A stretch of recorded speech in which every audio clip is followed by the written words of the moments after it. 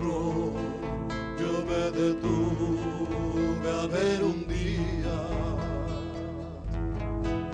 lo singular de la belleza que hizo Dios. Si Salomón con todo el lujo que tenía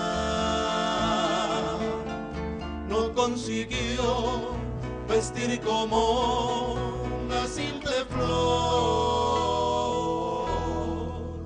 si lo silvestre de la vida es tan hermosa como lo expresan las abejas del panal, si el Señor cuida de cositas tan pequeñas, o cuanto más no cuidará de la humanidad. Frente a una flor mi corazón se eleva a Dios en oración, y es cada pétalo un misterio para mí.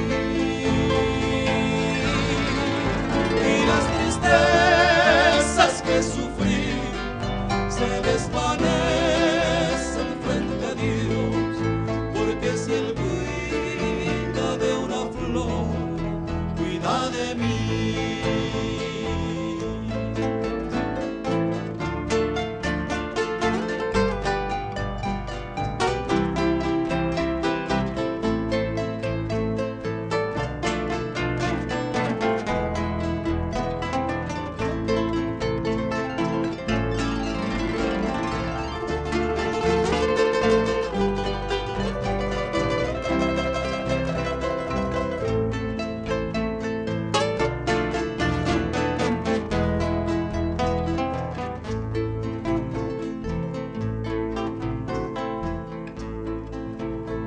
Canción que vuela por el aire manso,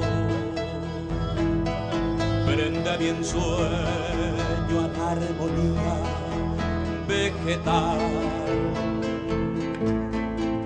Aunque los hombres hagan cosas muy hermosas,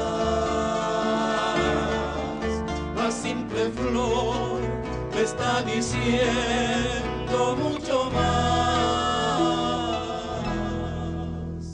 La flor no es fruto del evolucionismo,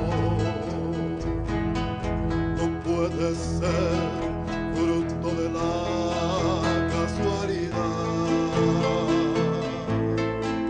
no es la suma del espacio más el tiempo,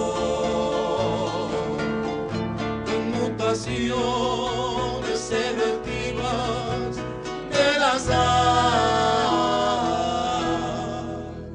La flor fue hecha por un Dios que es creador universal, inteligente, afectivo y personal.